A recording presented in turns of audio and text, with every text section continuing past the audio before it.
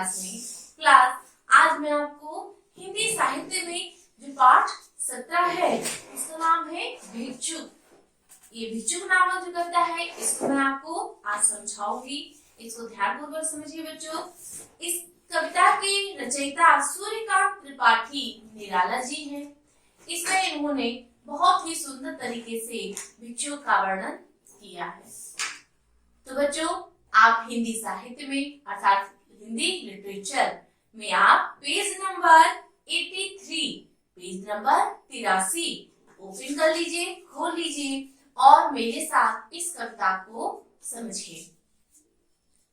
इस कविता में निराला जी ने क्या कहा है कि वह आता दो टूक कलेजे के करारता पश्चाता, अर्थात वह आता दो टूक कलेजे के करता पछताता पथ पर आता।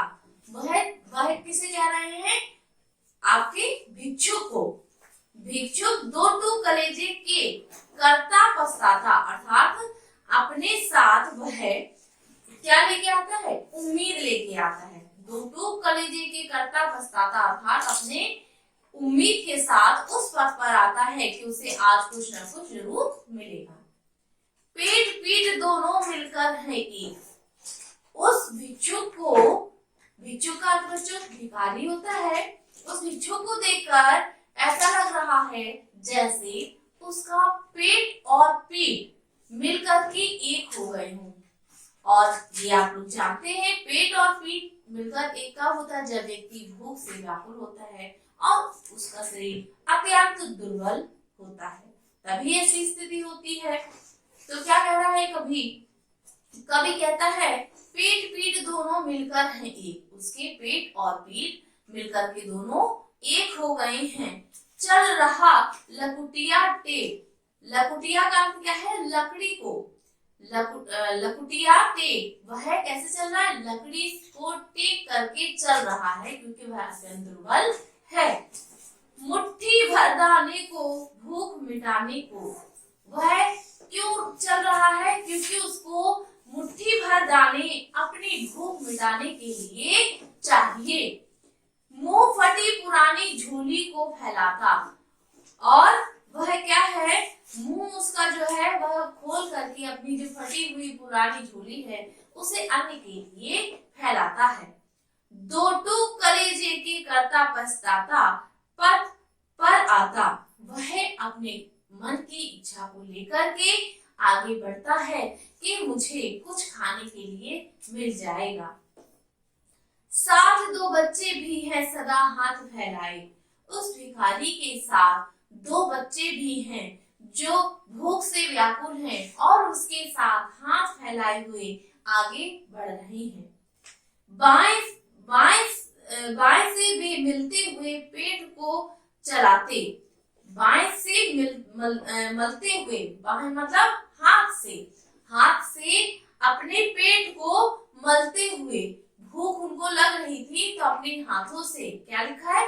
बाएं से वे मलते हुए पेट को चलते, अर्थात अपने हाथों से अपने पेट पर, उदर पर हाथ फैलाते हुए वह आगे की ओर बढ़ रहे हैं। और दाहिना हाथ दया दृष्टि पाने की ओर बढ़ाए, और जो उनका दायां हाथ है वह दया की दृष्टि से आगे हाथ, किसके लिए आगे हाथ बढ़ा रहे? भिक्षा के लिए। तो वह अपना हाथ आगे भिक्षा के लिए बढ़ा रहे हैं। भूख से सूख होठ जब जाते, दाता भाग्य विधाता से क्या पाते, घूट आंसुओं के पीकर रह जाते। और वह बड़ी आस से भिक्षा के लिए किसी के दरवाजे पर जाते हैं तो क्या देखते हैं कि उनके जो होठ हैं, उनके होठ भूख के कारण सूख जाते हैं। वह दाता अर्थात देने वाला, दानी, भाग्य विधाता उसी को कह रहे हैं क्योंकि वह उनको खाने के लिए अन्न प्रदान कर रहा है, दान दे रहा है। से क्या पाता, अर्थात वह उनसे क्या पा रहे हैं? घूट आंसुओं के पीकर रह जाते, कभी उन्हें मिलता और कभी कोई धुकार करके उनको वहां से निकाल देता। तो वह वहां उनसे क्या पा रहे हैं, अर्थात निराश होकर भी कभी कभी वो चले जाते हैं। बच्चों, एक बार पुनः आप इस कविता का अर्थ समझिए। भिक्षुक, भिक्षुक का अर्थ इसमें भिखारी बताया है। निराला जी ने इस कविता के माध्यम से बताया है कि भिखारी है, जो भिखारी की उस समय हालत होती है वह कैसी होती है, इस कविता के माध्यम से उन्होंने वर्णन किया है। तो सबसे पहले वो कहते हैं कि वह आता, अर्थात जब भिखारी आता है, दो टुक कलेजे के करता पछताता, पथ पर आता।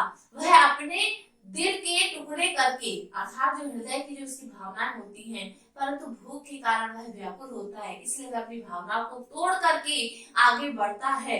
किसके लिए? और पछताता भी जाता है कि मैं भिक्षा मांग रहा हूँ, क्योंकि उसको भी मालूम होता है कि उसे पता नहीं आगे भिक्षा मिलेगी नहीं मिलेगी, उसको धुक्कार दिया जाएगा या फिर उसको दान में अन्न दिया जाएगा।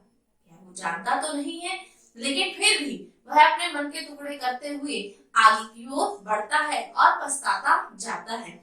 पेट पीठ दोनों मिलकर हैं एक। उस भिखारी के भूख के कारण पेट और पीठ दोनों मिलकर के एक हो चुके हैं, अर्थात उसका शरीर जर्जर हो चुका है। चल रहा लकुटिया टेक, मुट्ठी भर दाने की भूख मिटाने की। वह कैसे चल रहा है? बिल्कुल निर्बल है, तो टेक टेक कर चल रहा है। फटी होती हुई पहने हैं, फटे कपड़े पहने हैं, और किस आस से जा रहा है कि मुट्ठी भर दाने को, भूख मिटाने को। वह इसलिए आगे बढ़ रहा है कि उसको मुट्ठी भर दाने, जो उसकी भूख को, क्षुधा को शांत कर सके, इस आस से वह आगे बढ़ते जा रहा है। मुंह फटी पुरानी झोली को फैलाता, वह मुंह खोल करके उसकी जो फटी हुई पुरानी झोली है, आने के लिए वह दूसरों के आगे फैलाता है। दो टुक कलेजे के करता पछताता, पथ पर आता। वह अपने हृदय के दो टुकड़े करते हुए पथ पर आगे बढ़ता हुआ पछताता चला जाता है। साथ दो बच्चे हैं सदा हाथ फैलाए, उसके साथ दो बच्चे भी हैं जो छोटे छोटे हैं, वह हाथ फैलाए हुए आगे की ओर उसी के साथ बढ़ते चले जा रहे हैं। बाएं से मलते हुए पेट को चलाते और दाहिना दया दृष्टि की ओर बढ़ाए। उनका जो बायां हाथ है, बाएं हाथ से अपने उदर अर्थात पेट को सहलाते हुए और दाएं हाथ को आगे भिक्षा के लिए फैलाते हुए आगे बढ़ते हुए चले जाते हैं। इसके बाद है भूख से सूखे होंठ जब जाते, और भूख के कारण उनके होंठ कैसे हैं? सूख जाते हैं। दाता भाग्य विधाता से क्या पाते? दाता का अर्थ है बच्चों यहाँ पर देने वाला अर्थात दानी, भाग्य विधाता अर्थात भाग्य का रचनाकार होता है, परंतु यहाँ पर दाता और भाग्य विधाता जो दान दे रहा है उसके लिए प्रयुक्त किए गए हैं ये सब।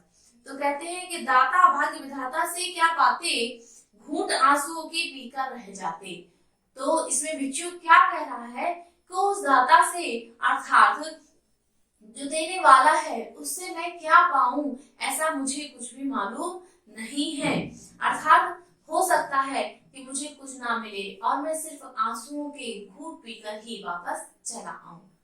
तो बच्चों, ये तो इस आपकी कविता की व्याख्या हुई। इसमें भिखारी का जो वर्णन है वह निराला जी ने अपने शब्दों में किया है। इसके बाद बच्चों आपका जो इसमें वर्ड मीनिंग में है दो है। इसमें सबसे पहला है आपका दाता।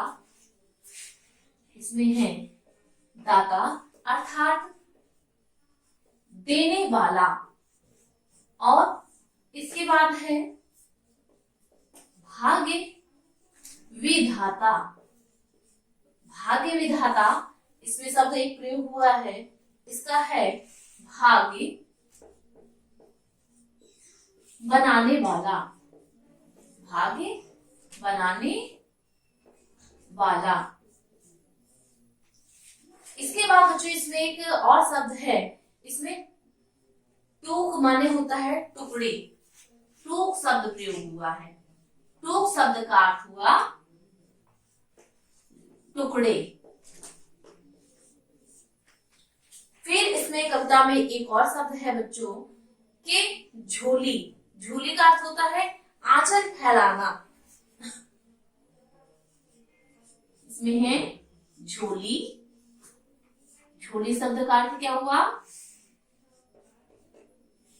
आंचल, फैलाना। अर्थात कहते हैं जब झोली मतलब किसी कपड़े को जब हम आगे की ओर फैलाते हैं तो उसे क्या कहते हैं? आंचल फैलाना। स्त्री है तो उसका आंचल होता है और पुरुष अगर आगे ऐसे करता है तो वह झोली फैलाता है। तो बच्चों इसमें ये आपके कठिन शब्द हैं, इनको आप स्मरण करेंगे और जो शब्दार्थ इसके हैं आप भी लोगों को नोट करेंगे। तो बच्चों आज के लिए इतना काफी है। आप सभी का दिन मंगलमय हो।